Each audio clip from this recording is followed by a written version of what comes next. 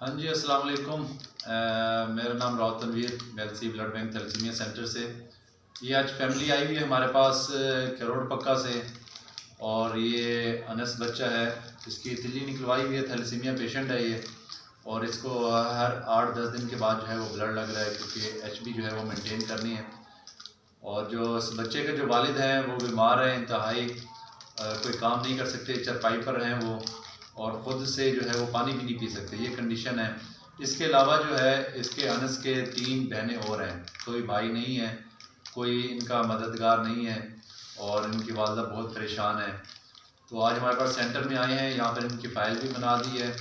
اور انشاءاللہ یہاں پر ان کو فری بلڈ بھی مہیا ہم کریں گے، کوئی چارجز نہیں ہوں گے یہاں پر۔